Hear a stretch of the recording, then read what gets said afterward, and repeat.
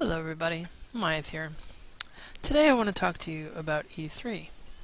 I watched a lot of the E3 coverage. I watched the Xbox One live stream, and I watched the PlayStation 4 live stream. And I have to say, yeah, a lot of people think that there's a console war going on between these two consoles, and I have to say that when two sides go to war, there's usually a loser, right? Xbox One versus PlayStation 4. And we all want to say that, the PlayStation 4, they came out and they gave people what they wanted, which was the whole, the ability to play used games. And not having to be online all the time, and generally a bunch of high quality titles. But let's look at this for a second. I mean, this is supposed to be the next generation of gaming, right? So, what do we want out of our next generation of gaming? Okay? Games. It's not about the console. It's about the games. Okay? So, the Xbox came out first at E3 and started talking about their product.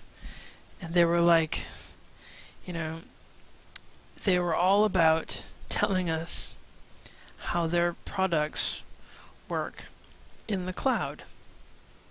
As if we've never heard that before. And it's something new and innovative, that you will download all your games off the internet. Everything's in the cloud.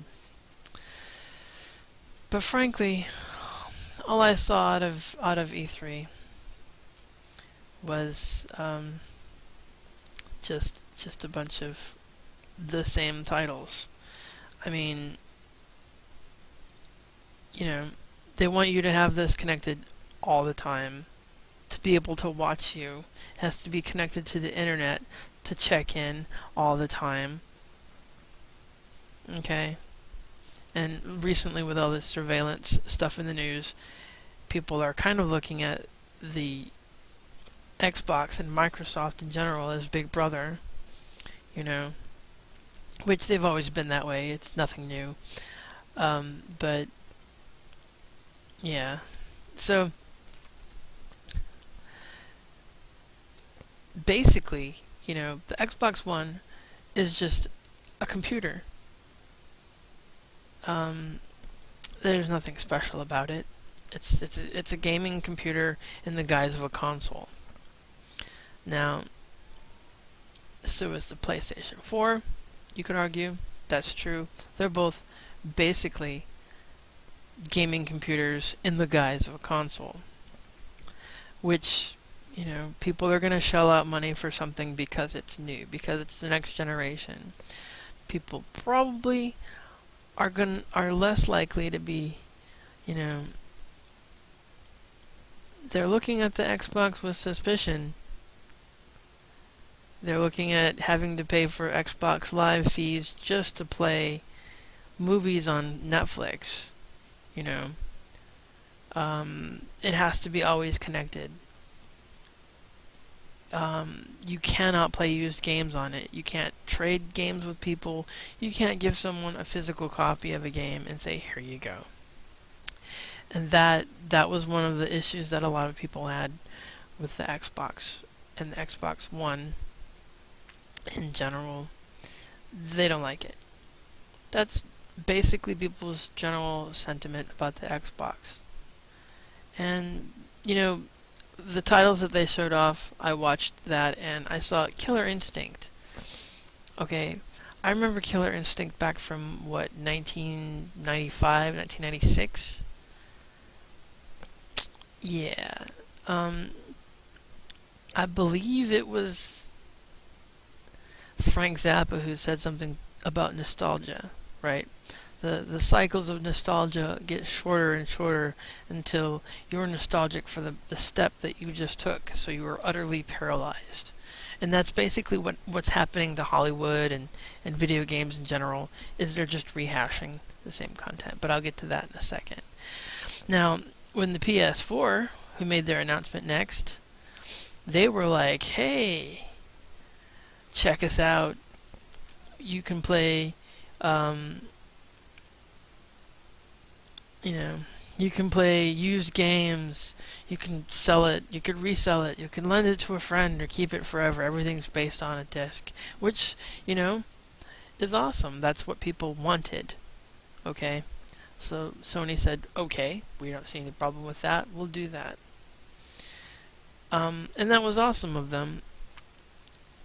And that's how they, quote unquote, won this battle.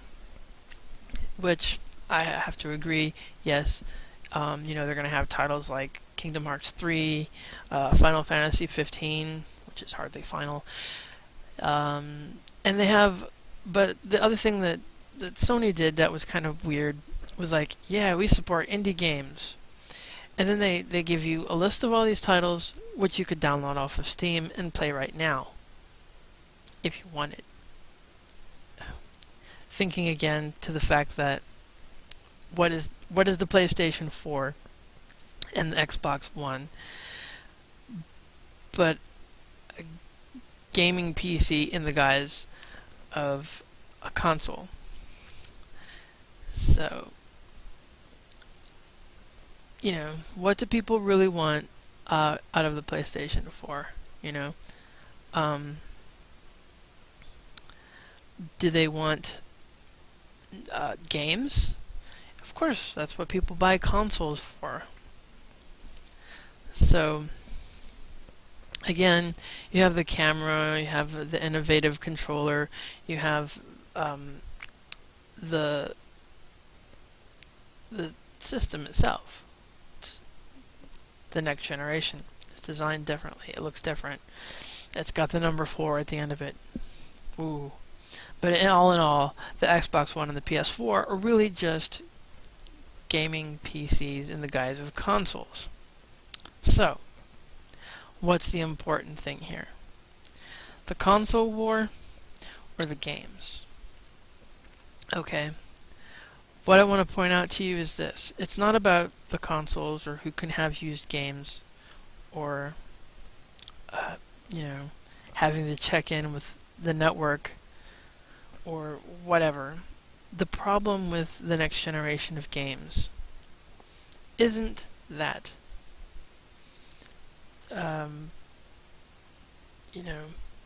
So what? You can play used games. That's great.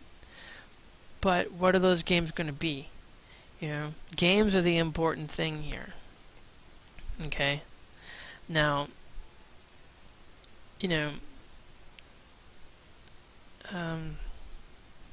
Xbox showed us Forza 5, okay, which is cool. It's a car game. I'm sure there are hundreds of car games before racing games, and the cars look more and more realistic. Okay, we've seen that though. We have seen all of this games before. How is it innovative? How is it different? Another thing that's coming out, Battlefield 4, right? But how is that different from all of the other Battlefields? Oh, the graphics are more realistic. So you have all this new technology, and what are you doing? Are you innovating, making a new genre of game, making a new kind of game? Even Rise, which I saw, it just looks like a God of War clone, and even Nintendo, who admittedly didn't have a new system to show off because they have the Wii U, they're doing this too. Wind Waker, it's like, okay, you made it on the GameCube, right? But now it's on the Wii U and it's in HD and the graphics are slightly better. But why? You're not. It's not a new Zelda game. It's the same old Zelda game. In fact, what are they trying to pull? It's all about nostalgia. You know, people played this game before. This formula worked, so let's sell it to people again, and we'll get money. Right? Is that how gaming works? No, that's not how gaming works. That's how publishers make money on a formula. But that's probably why there's a lot more piracy and a lot less sales in games. Is not because It's not because of piracy, and it's not because people don't have the money to buy games. That's not the problem. The problem is innovation. What is different about your product? What sets it apart? And in gaming, you see this a lot. You see one kind of a game come out, like zombies, or first-person shooters, or zombie first-person shooters, and then suddenly you have a copycat. For example, and I'm talking about a PC game here, but you have DayZ, which was an Arma 2 mod, right? And then you have the clone of it, WarZ, which admittedly is its own monster and crappy in its own right, but you have a lot of copycatism in gaming, and games in general. So when you make a game that's innovative, or where you can actually do more than other games, that's what's important. Games are what's important, not the console. Alright, because this game right here looks awesome. This game makes me want to play it. You know why? Because you run around and you shoot stuff, but you also have this whole aspect of being able to hack into the whole city's grid and all this other stuff that you don't have in other games. But look at this. This game's coming out for the PlayStation 3, the Xbox 360, the Wii U, and the PC, and the PlayStation 4. Okay? So not only are they're making games for the older systems too, but it's also coming out for the PC. So I will look at this and I'll be, it's coming out for the PC. It looks innovative. Why do I need a PlayStation 4 or Xbox One? Okay? Why make these things exclusively for these gaming systems, which are actually gaming PCs in the guise of gaming systems? Why? Your home computer is usually connected to the internet 24/7, right? It doesn't require you to, log into something every day. We're already connected. All right. So I'm just gonna make the suggestion that these systems, consoles, are becoming more and more irrelevant, which is sad, really, because I grew up playing Atari 2600 and all that other stuff, but the console war, it's irrelevant. It doesn't matter who wins, because the games aren't innovative anymore. They're the same formula that we've been given over and over again. Yeah, when Nintendo showed off its games, I was like, okay, Donkey Kong again? Really? Donkey Kong again? Oh, really? Super Smash Brothers with more characters. So it's like saying, okay, we're going to keep making sequels to a game and adding on to it. Well, why did you have all those things to begin with? Then you get into the whole thing of downloadable content. Why did you put that in the game to begin with? That sort of thing. It kind of makes you question, are the consoles, do they even pay any attention to the content of the games anymore? Do they care about what kind of games are being put out on their system? Are they looking at their developers and publishers of games and saying, look, you've already made this. Come back to me when you have something new, something that's innovative, something that will bring people to the consoles that isn't on the PC. that's when console gaming will pick up again. Because, when you had the Atari 2600 and when you had the Nintendo's 8-bit system, you also had games on the computer, right? You had the Commodore 64, which was out, and you had, Apple IIe's and IBM computers and all that lovely stuff back in the day. When you also had those things. Now, if you ever played, any of the PC games from those days, those were already using like real people and digitized stuff, and cartoons like Space Quest and all kinds of stuff like that. The games on the PC were always more advanced than the games on the console. So the consoles have actually always been behind, the PC in terms of gaming. So I think that the PC is the future of gaming, and that the consoles are always one step behind, trying to catch up. Now they're doing better because they're,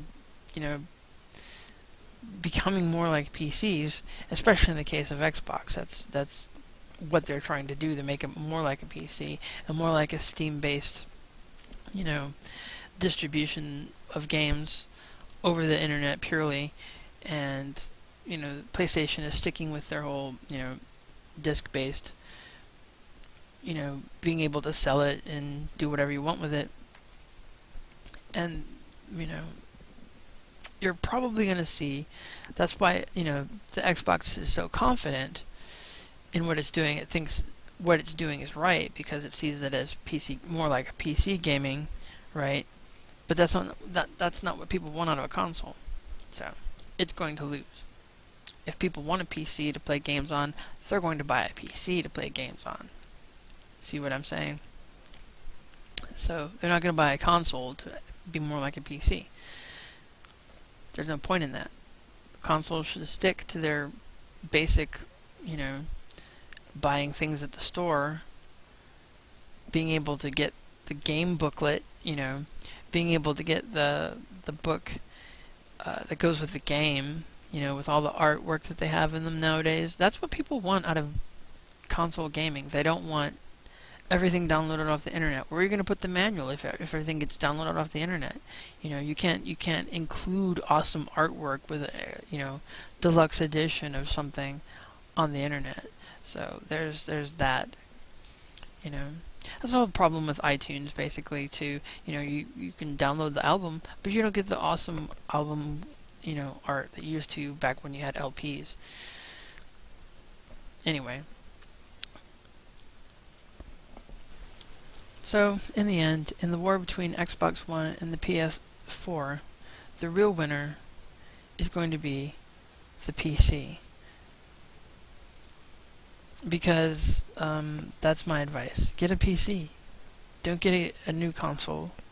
It's going to do the exact same thing as those consoles are. So, you can play MMOs online with the PC.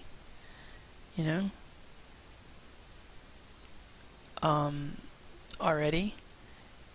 And, you'll have more fun playing with other people online with the PC. See? Look how powerful the PC is. Much more fun than, this. Much more expressive, too. Anyway, that's my opinion. And, tell me what you think in the comments. Don't forget to subscribe. There will be more ranting and raving. Thanks for watching.